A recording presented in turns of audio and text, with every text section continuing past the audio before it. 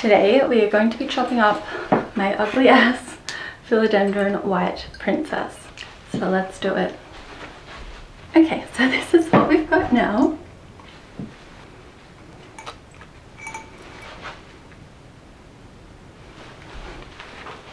Hello, I'm Jacinta and I have over 100 houseplants. Welcome back to my channel, Pass That Plant. This isn't the first time I'm going to be cutting this plant. I did back in December. You can see here where I originally cut it and how it's grown. So I cut it in December because it was leggy and a little bit ugly, and it's just grown the same way. So previously I took 2 cuttings, which I did propagate and have since planted. I do have a full video on the process. I took these cuttings in December and I potted them up in July. It is now September. They have pushed out lots of new foliage since I moved it into a potting medium. So again, I'm going to cut it right back, but this time I'm going to take more than 2 cuttings. I'm going to be very brutal. And I'm then going to root them all in water and then plant them all together in one plant to hopefully make a beautiful, bushy and full philodendron instead of this lanky, leggy one. When I took the first cutting, I did have 2 new growth points here and here. I had hoped that it would help the plant to branch, but that wasn't the case and she just grew up again. I really love a bushy plant, and taking cuttings and planting them together is a great way to do that. This begonia maculata, which is my favorite houseplant and a lot of yours as well, is made entirely from cuttings which I propagated and planted together. It's the best way to get a full and bushy plant. But back to the philodendron, so I'm just going to take it off this cocoa coir pole and then get to cutting.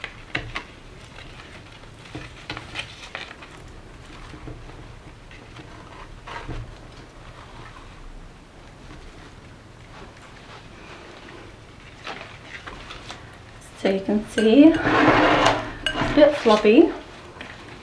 Oh, definitely not standing up on her own, which is why I had it supported with a pole. Cocoa coir poles are great because they support the plant, but your plant isn't going to grow into the pole like it will a moss pole, so it's super easy to add and remove them. This is not what we want.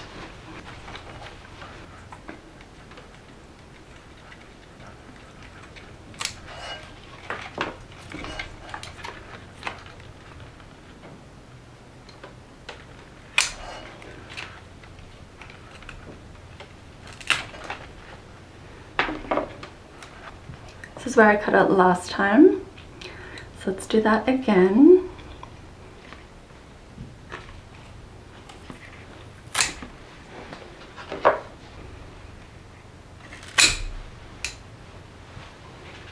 I'm just going to snip this excess bit of stem here as well because we don't need it. So that was from my propagated sections. I did originally think this was a white wizard, and that is what was sold to me as, but if you have a look at the stems, you can see there is pink on them, which means she is a princess. So a white princess, not a white wizard. So this is what she looks like now. I already like her better because she's not all ugly and leggy. Reminder, this was the previous propagations and the mother plant. So I now have 1, 2, 3, 4, 5 cuttings. I am going to let these callous overnight, so that just needs to let the wet end dry a little bit, so you can see how it's quite wet there and raw.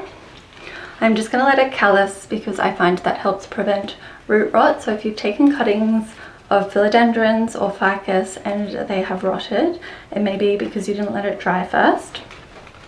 I'm going to let them dry and then I'll pop them in water. These are fairly easy to propagate because philodendrons have nodes, and each of these nodes can turn into a root. So I could take a cutting here as well, but I'm not going to. So they're really easy to propagate. So you just need to snip any section with a node.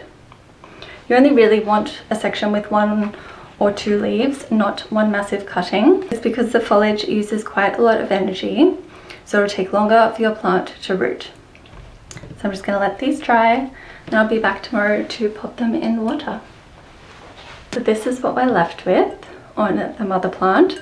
I had a big chop again. I'm really hoping that she will branch out this time and not just put out one ugly runner again. She doesn't need any support at the moment because she's not very big anymore, but let's see how she goes. I should have really planted these propagations in with the mother plant, but I didn't. But they're growing well regardless. So let's see how my new props go.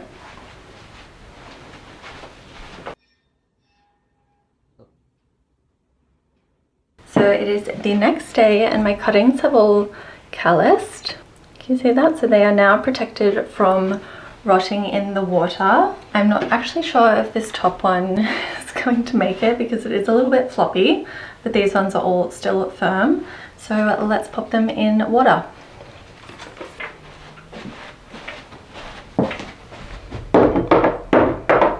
So you can really use whatever kind of vessel you like. You can use clear glass, you can use amber, you can use ceramic, you can use plastic, whatever you like, it'll work. I always keep the cute bottles I get things in. These are all repurposed, and then of course I have store-bought propagation glass and stations as well. So what you use doesn't really matter, but the size does matter, like with a lot of things. So you want to make sure that your vessel is big enough that the nodes, which are these, that the nodes are going to be submerged in the water. So like this, so it fits in there. You don't want to choose a vessel which is too small though, because I have found if the base of your cutting touches at the bottom of your vessel, then it's more likely to rot as well. Not always, but you do want a little bit of space under that. So you do want it tall enough that there's space under.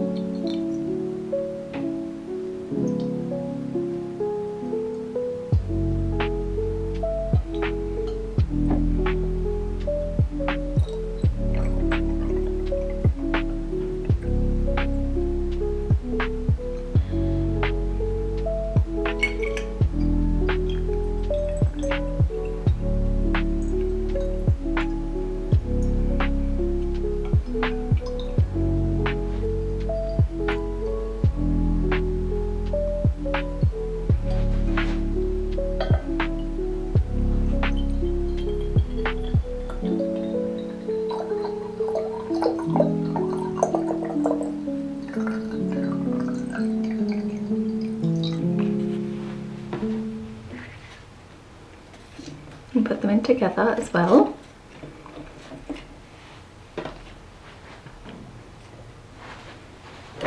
This one I really don't think is gonna make it. I don't know if you can tell, but she's a bit floppy. I have this tiny vessel with some Scindapsus growing. I'm just gonna pop it in there and hope for the best.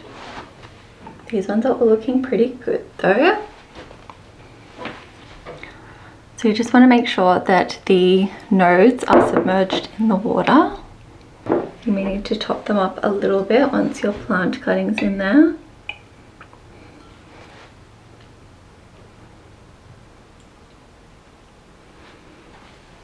And that's how you propagate a Philodendron White Princess.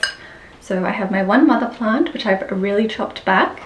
I've got 5 cuttings, 4 which I think will make it, 1 I'm not that hopeful for, but you win some, you lose some. I have of course propagated this plant before, so I will now add the previous video from chop to prop to planting in soil so you can see how these ones will turn out as well. Now that the propagations are in water, I'm just going to leave them somewhere warm and sunny and quite humid. I'm going to leave them in my bathroom where I do get natural sunlight, and I'll just leave them to grow. I don't fuss with my cuttings or propagations much. I rarely change the water. I will only change it if it starts to go green or grows algae, but they're pretty low fuss. You can use a rooting hormone if you like. I've tried that before, didn't make a difference, so I'm not going to worry about it. So I rarely change the water. I do top it up as needed though, so there is fresh water going in and fresh oxygen. And that's it. I'll keep you updated on how they grow. Happy planting. Of course, Marvin's coming over. He's had a haircut. Thank you. Good point. Let's put up my 2 white Philodendron Princess cuttings. These are from the same plant. You can see it is well and truly ready to pot up. This was the very top cutting. And this was the middle section. This top cutting, the new foliage has continued to grow up and out of the top. You can see a new baby leaf here, and these 2 are also new. Whereas this middle section has grown a new shoot. There's a new shoot here. When I bought this plant, it did say it was a Philodendron White Prince on it, but you can see that there is pink on the stem, which means it is a princess. You can see the roots on both are quite long. I like to leave them until they're a few inches long with first and secondary roots. I find this really helps with the transfer process from hydro to a potting medium. I'm going to put these into an Aroid soil. Philodendrons are aroids after all, so let's do that. Now this bit is optional, but I am just going to stick them under the shower for a few seconds because they are a bit dusty from sitting on my shelf, and this is just a really easy way to clean the leaves before I put it into a potting medium.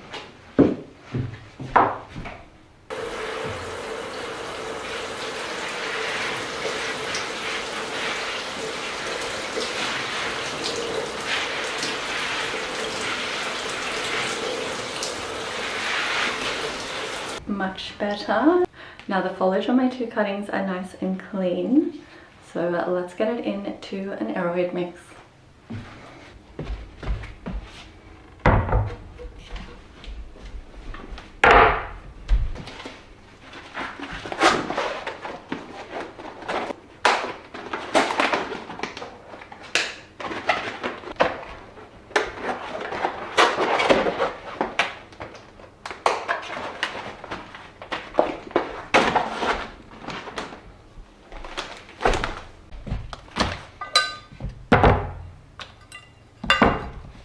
Alright, this is everything that we need. I have my grower's pot, my 2 cuttings which have rooted.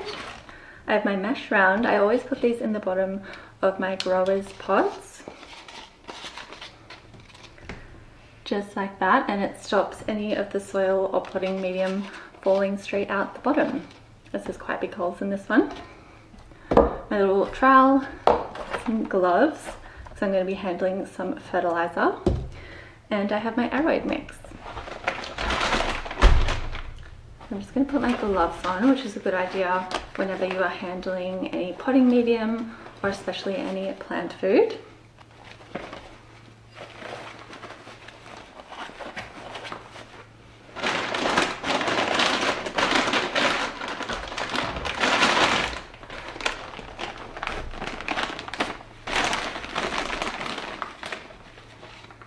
This is a nice and chunky Aroid mix.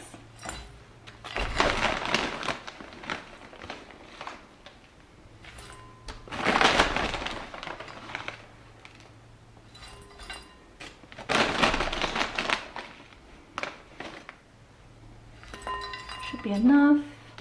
Now I'm going to add in some of this Soil and Microbe Booster.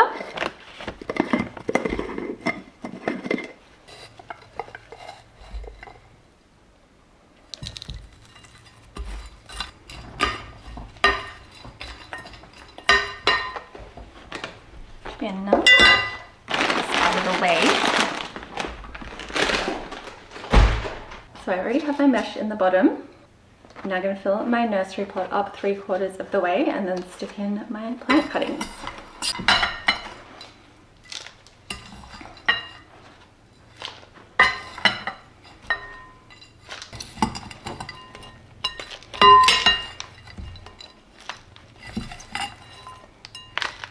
So I have my soil almost to the top. Now I'm going to put my 2 cuttings in. Yes, they will look good together. So I'm just going to make a little bit of a well in the center. I'm going to put these 2 in the center and then put the rest of my Aroid mix around the sides.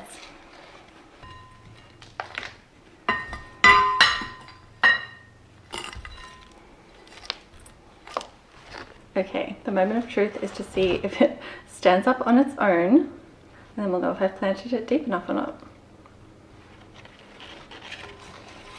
Okay, perfect.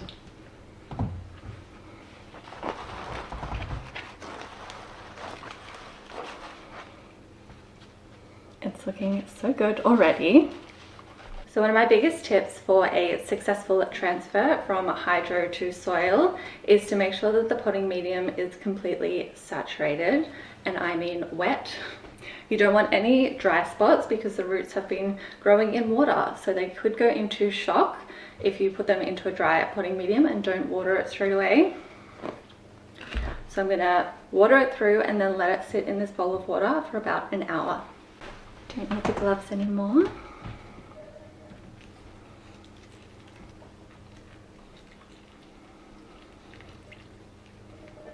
Doing this will also settle the potting medium, so you can see if you need to add any more or stake your plant as well. But she seems pretty good. So the plant is still absorbing the water. Once it's finished, I will let it drain off a little, and then I'm going to pop it in this cute ceramic planter. And I think it'll look great. Okay, that should do it. Of course, Marvin's coming over. He's had a haircut. Thank you. Good point. Okay, so it's definitely saturated now.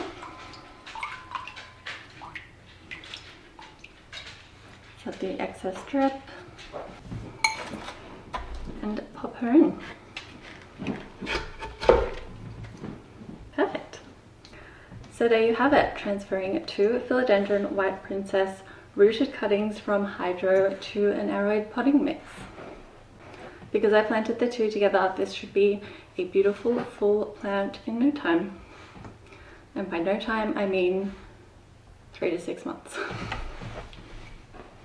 And now I'm going to pop it right here on my plant stand.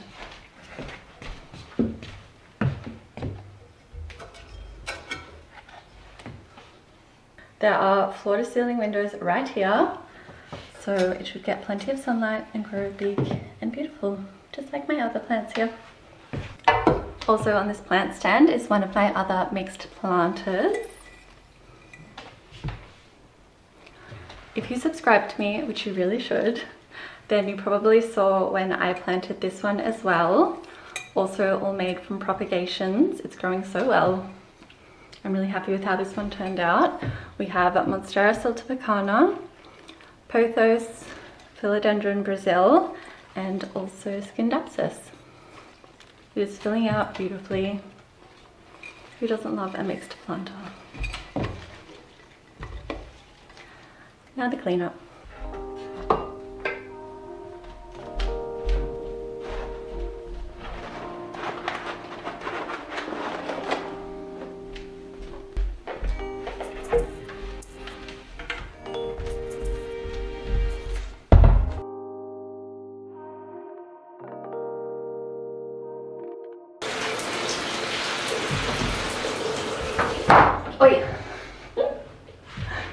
Little mesh round. I always put these in the bottom of my nursery pots as it stops the